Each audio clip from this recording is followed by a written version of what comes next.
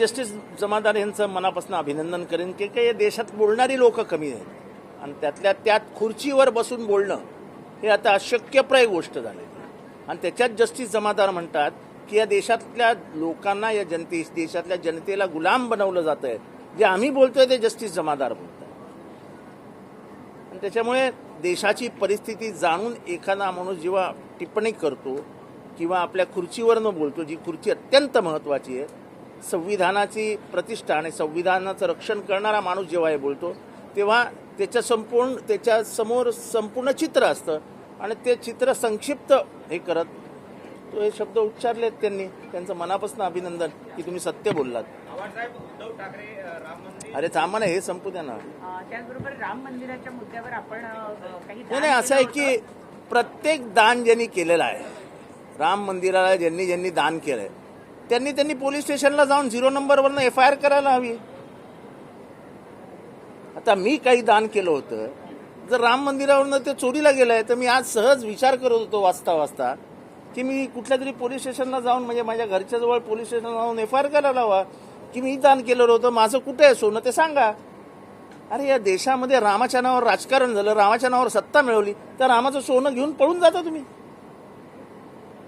तर रामाची देणगीच पळवली जाते आणि आम्ही काहीच बोलायचं नाही, कोणीच काही बोलायचं नाही. अरे कसं चालेल आहे.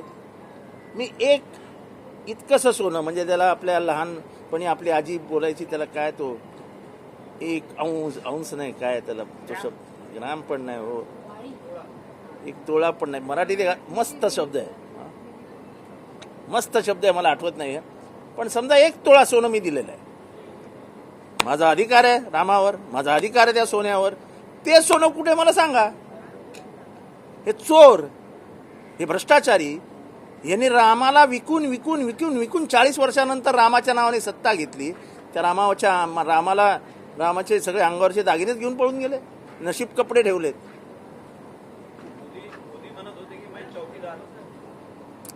ना खाऊंगा ना खाणे दूंगा, इथे तर सगळे खातानाच दिसत आहेत आणि अगदी बक्का खात आहेत. मुंबईमध्ये आता जी परिस्थिती निर्माण झाली आहे त्या परिस्थितीमध्ये म्हणजे लागोपाठ 2-3 दिवस ज्या पावसामुळे घटना घडल्या त्या पार्श्वभूमीवर उपमहापौर यांनी अश्विनी भिडे ज्या आयुक्त आहेत त्यांच्या राजीनाम्याची मागणी केली.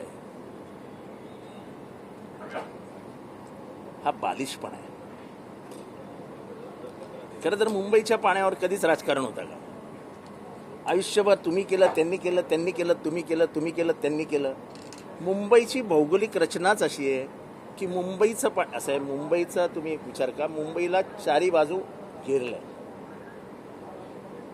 गटारं आहेत, म्हणजे मोठे मोठे नाले आहेत, जसं वरळीचा नाला आहे, जसं जोगेश्वरी, म्हणजे जिथे समुद्राला पाणी जाण्यासाठी नाले केलेले आहेत. एकदा भरती आली की त्या नाल्यातलं पाणी आतमध्ये येतं, त्यामुळे बाहेर जाण्याचा प्रश्नच येत नाही.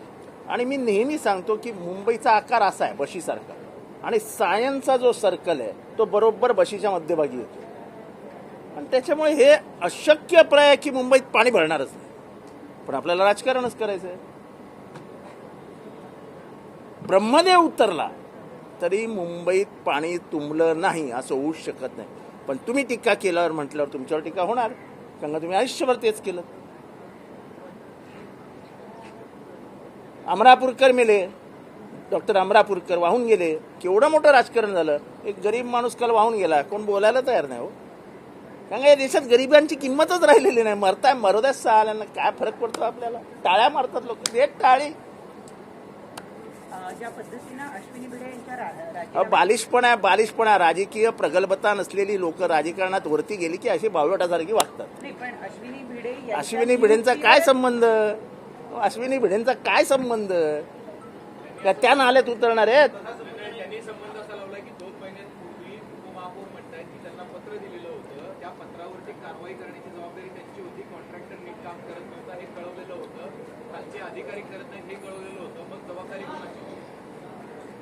मला माहित नाही ते कुठल्या पक्षाचे आहेत. म्हणजे याचा अर्थ डिपार्टमेंट कोणाच्या हातात आहे? नगर विकास कोणाकडे आहे? मला या राजकारणात जायचं नाहीये. हा बालिशपणा एवढंच मी सांगू शकतो. नाही आता कसं आहे ते आपापसात कोणी नाही असं आहे की प्रश्न आहे तुम्ही शिवसेनेवर आरोप केलात ना, एवढे वर्ष शिवसेनेला घेरलात तुम्ही. पाणी तुमते, पाणी तुमते, पाणी तुमते, पाणी तुमते. आता पाणी तुमते, द्या उत्तर का पाणी तुमते.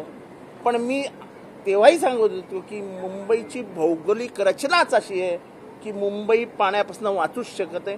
कारण का मुंबईची किनारपट्टी, त्यात भरती ओटी, या सगळ्याचा विचार केल्यानंतर पाणी भरणारच. पाऊस पडतोय, पाणी भरतंय, दुसरीकडनं भरती आतमध्ये येते, पाणी जायला वाटा कुठे आहेत. आणि त्याच्यामध्ये झोपडपट्ट्या वाढतायत. तुम्ही नवीन नवीन बिल्डिंगी बांधताय, 70 मजल्याच्या बिल्डिंगी बांधताय. इन्फ्रास्ट्रक्चर नाही, काय नाही. DCPR 8चा FSI, 9चा FSI, 10चा FSI, नंतर 100चा FSI जाहीर करतील. अभी पैसा ही खाने का है तो बढ़ाओ बिल्डिंग, मरने दो मुंबई को, साले को. उद्धव ठाकरे यांना पुन्हा एकदा रामाची आठवण झालेली दिसते. त्यांनी महाआरती करायला सांगितलेली आहे. हे बघा, रामाची आरती, तसं राम मंदिराचं नावच उद्धव म्हणजे ठाकरे कुटुंबियांवर आहे. जेव्हा राम मंदिर पडलं तेव्हा आम्ही शिव्या देत होतो की हे व्हायला नको होतो. तेव्हा एकच माणूस मर्दासारखा बाहेर आला आणि सांगितलं होय माझ्या पोरांनी तोडलं. त्याचं नाव होतं बाबरी मस्जिद. म्हणजे बाबरी म्हणजे तेच राम मंदिर तिथनंच निर्माण झालं ना. बाबरी मस्जिद तिथनंच राम मंदिराचं निर्माण आहे. त्यामुळे रामाची आठवण शिवसेनेला आज नाही झाली. मी राजकारणाच्या पलीकडे इतिहास सांगतोय.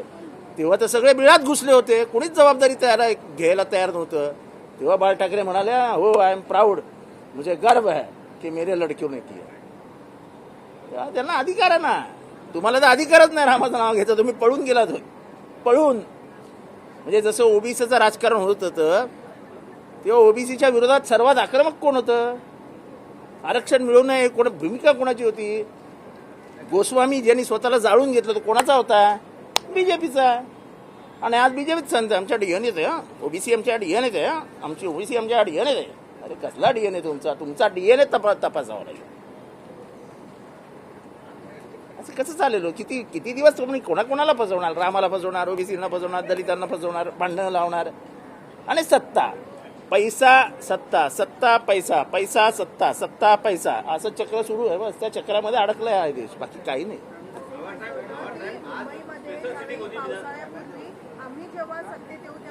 तुम्ही या सत्तेत या, मग आपण याच्यावर चर्चा करू. SIR संदर्भात एकूणच सध्याला कामकाज सुरू आहे. मात्र अशैक्षणिक कामांना शिक्षकांना ही कामं देऊ नका असं शिक्षक. मी तुम्हाला सांगतो SIR अशा वेळेला आणलं आहे की ज्याच्यामुळे महाराष्ट्राच्या मतदारांची हानी होणार आहे. या पावसाळ्यात तुम्हाला वाटतं का शिक्षक शाळेत जात नाहीत. पावसामुळे मुंबईत पाऊस असेल, कोण शाळेत जातं.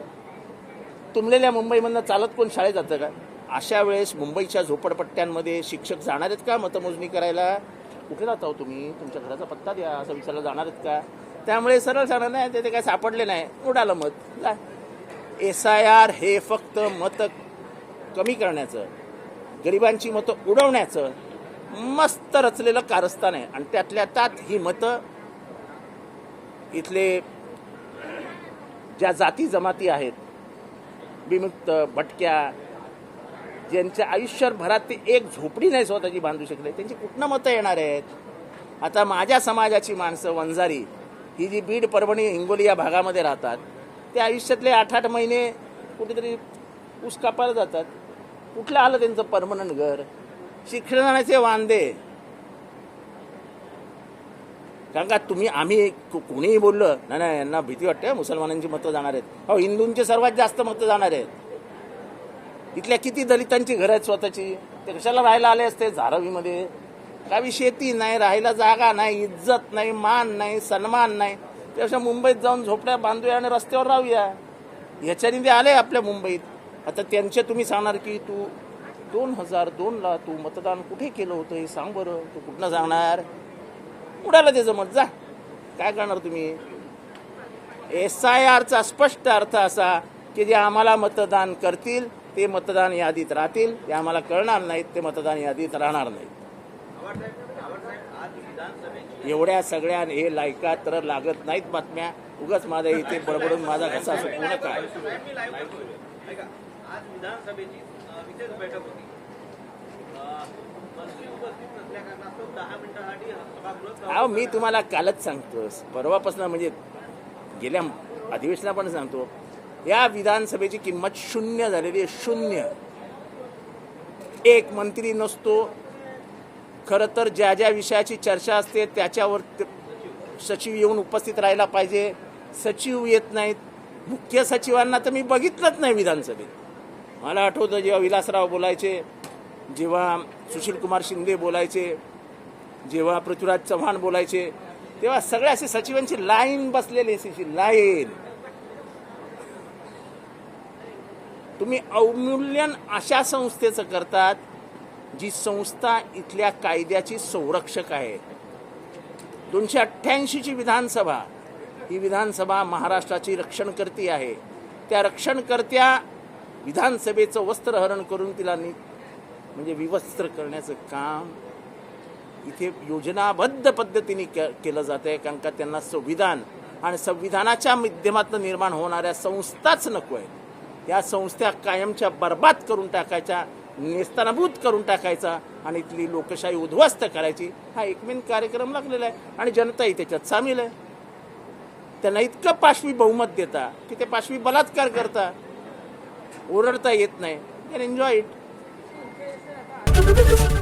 एबीपी माझा, उघडा डोळे बघा नीट.